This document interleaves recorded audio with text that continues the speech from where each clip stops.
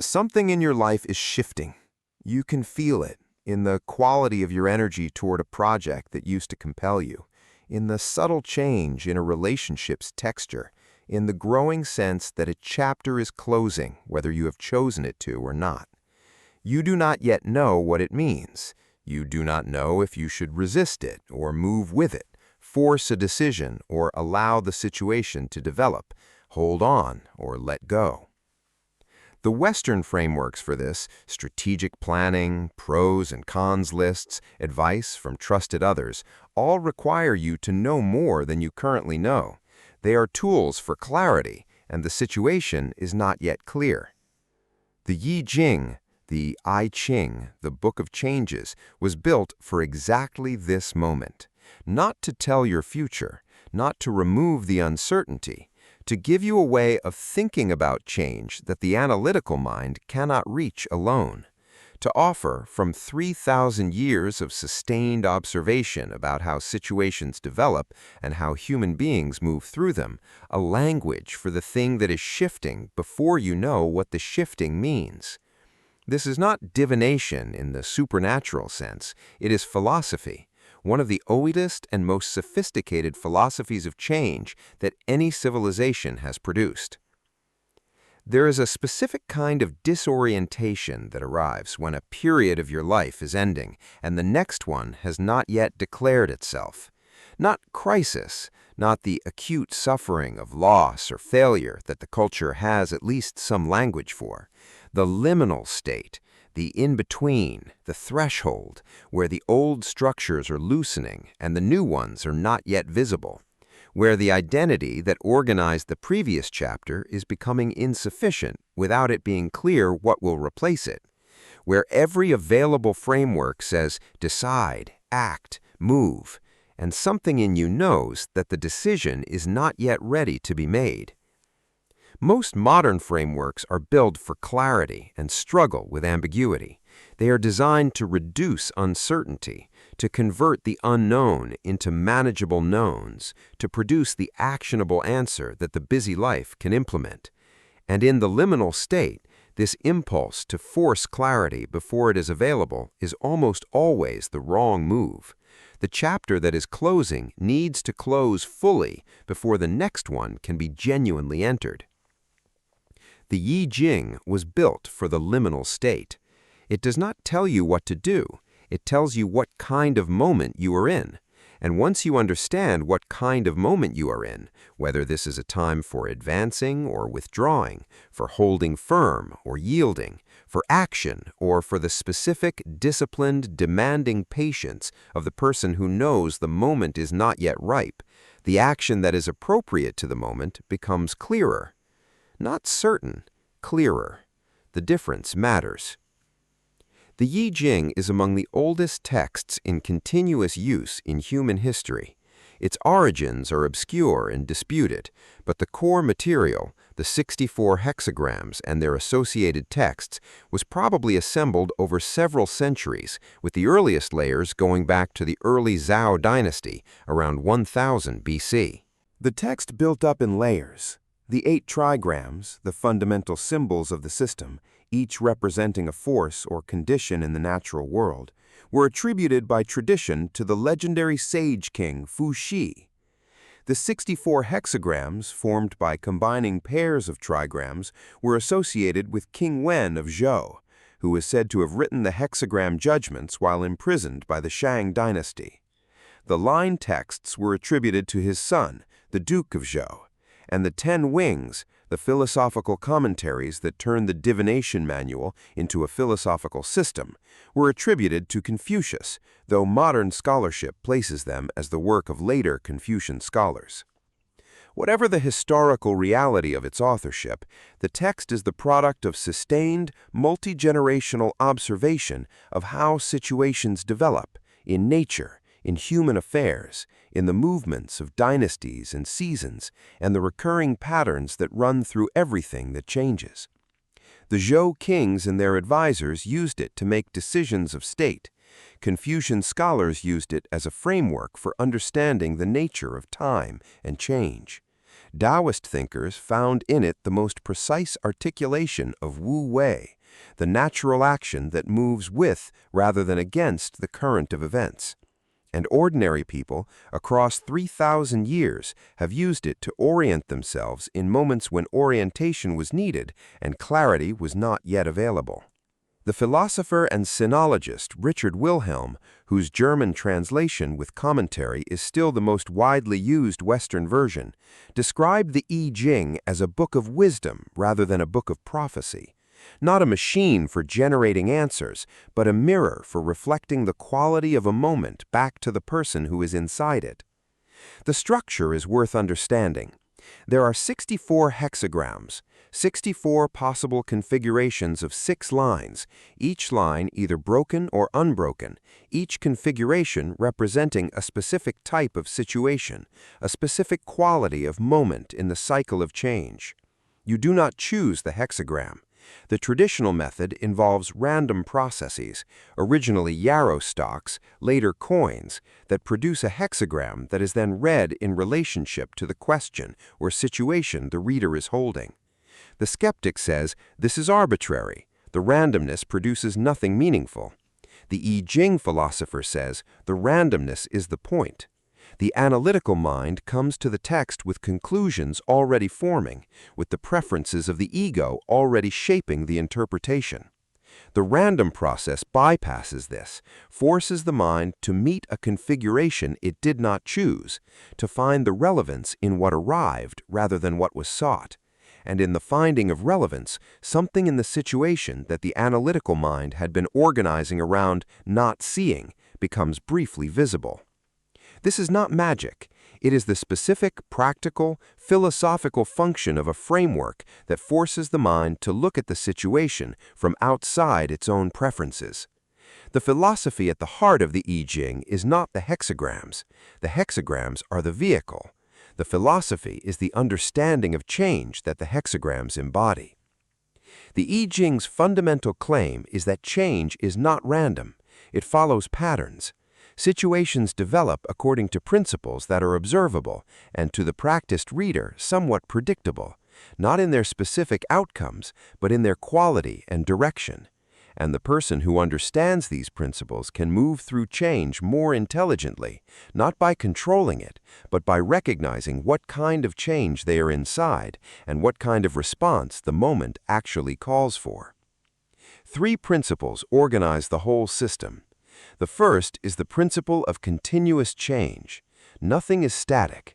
Every situation is a moment in a process of development, moving from one configuration to another, from fullness to emptiness, from expansion to contraction, from clarity to obscurity and back. The person who resists this movement, who tries to hold the moment that is passing or force the moment that is not yet ready, is not acting against change. They are simply being changed less intelligently than the person who moves with it. The second is the principle of cyclical transformation. Change is not linear. It moves in cycles. The seasons, the phases of a project, the arc of a relationship, the rise and fall of any endeavor that has genuine life in it. Every situation contains the seeds of its opposite. The yang at its height turns to yin. The fullness begins to empty. The obscurity begins to clarify. The person who understands this does not despair in the dark phase because they understand it as part of the cycle and does not overinvest in the bright phase because they understand it too is temporary. The third is the principle of appropriate response. Every moment in the cycle of change calls for a different kind of action. Some moments call for advance, for the bold move, the commitment, the decisive engagement. Other moments call for withdrawal, for patience, for stillness, for the specific discipline of not acting when the impulse to act is strong, but the moment is not ready. The I Ching's primary practical function is to help the reader understand which kind of moment they are in, so that the response is appropriate to the actual situation, rather than to what they wish the situation were. This is the art of timing, not time management, the much older, more demanding art of knowing when to speak and when to be silent, when to advance and when to wait, when to press and when to yield, when to begin and when to let the ending complete itself before reaching for the new. Now the bridge.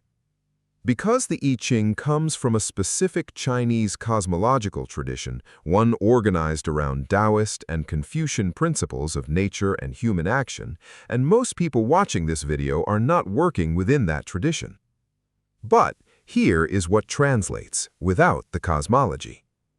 The project that has run its natural course and needs to end, but to which you are clinging because you cannot yet see what comes next. The relationship that is in a dark phase, not ended, not failed, but in the part of the cycle that calls for patience rather than the forcing that the anxiety about the dark phase keeps producing. The career situation that is genuinely uncertain and for which every available analytical framework is producing the same answer, wait, and which the driven self is resisting because waiting feels like failing. These are I Ching situations, moments that are asking for the specific, demanding, countercultural wisdom of knowing what kind of change you are inside and acting or not acting accordingly. You do not need the hexagrams to access this wisdom. You need the philosophical framework, the willingness to ask not what should I do, but what kind of moment is this? Is this a moment for advance or withdrawal? For the committed move or the patient waiting, for the decisive engagement or the disciplined stillness that allows the situation to reveal itself more fully before you respond. The I Ching is 3,000 years of sustained, careful, practically tested answers to the question of how to navigate change intelligently. You do not have to use the coins, you do have to learn to read the moment. Here is what the I Ching asks of you, practically, today. First, identify the change that is already underway.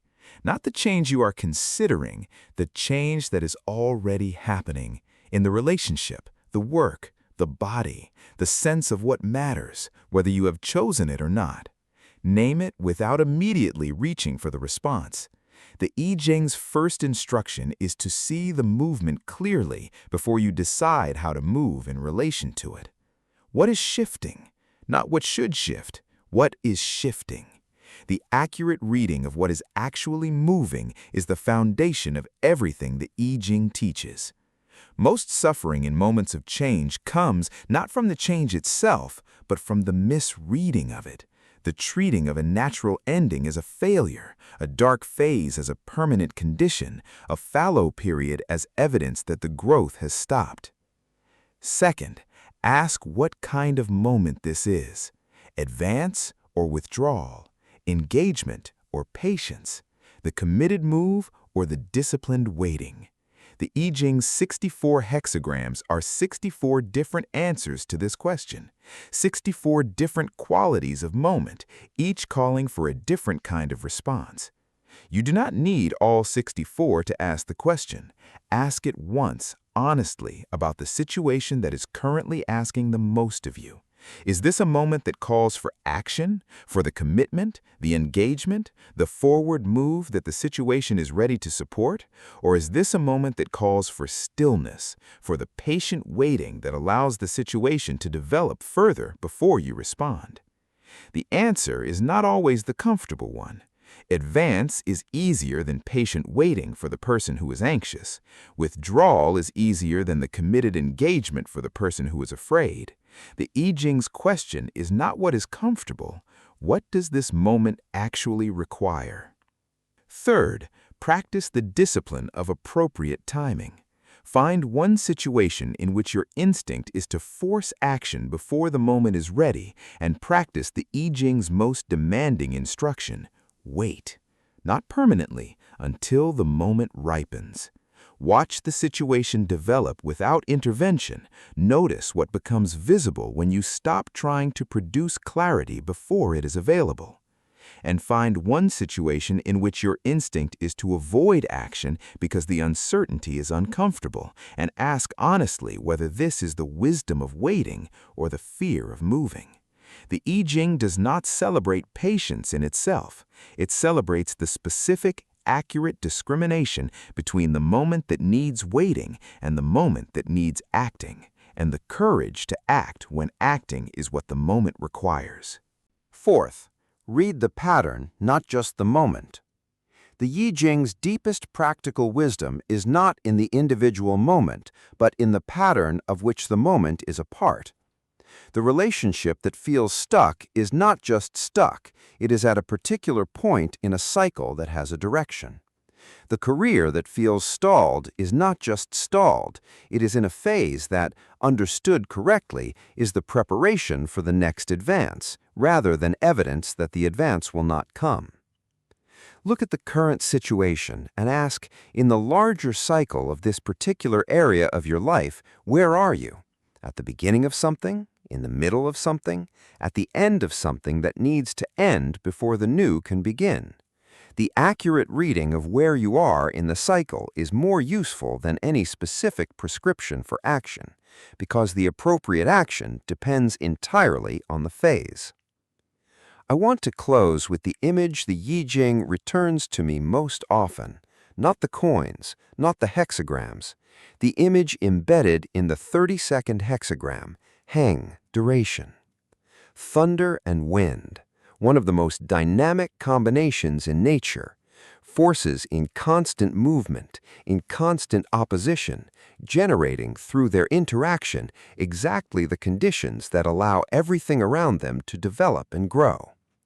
Heng is not stillness, it is the specific, sustained, dynamic quality of the relationship or the endeavor or the practice that endures, not by resisting change, but by moving with it, by maintaining its essential nature through every phase of the cycle, by having at its center something that the movement serves rather than destroys. The commentary says, the superior person stands firm and does not change direction. Not rigidity, rootedness, the specific quality of the person who knows what they are about at the center, what their life is organized around, what values organize their response to change, and who can therefore bend in the wind without losing the root. The Yi Jing is a philosophy of change. Its deepest teaching is not about managing change, it is about what endures through change, the essential nature that the movement serves and reveals, the root that makes the bending possible, the thing at the center that allows everything around it to move freely, precisely because it does not need the movement to stop. You are inside a pattern of change right now. The question the Yi Jing is always asking is not, what should I do? It is, what kind of moment is this, and who do I need to be inside it? Here is the question the Yi Jing leaves us with today. Not from 3,000 years ago, from right now, from the change that is already underway in your life, whether you have named it or not.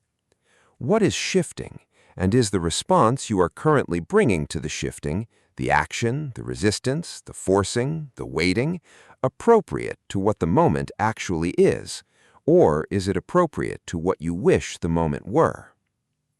Leave that in the comments, because the act of naming what is shifting and asking honestly what the shifting requires is the beginning of the art the Yi Jing has been teaching for 3,000 years, reading the change before it reads you. I'll see you in the next one.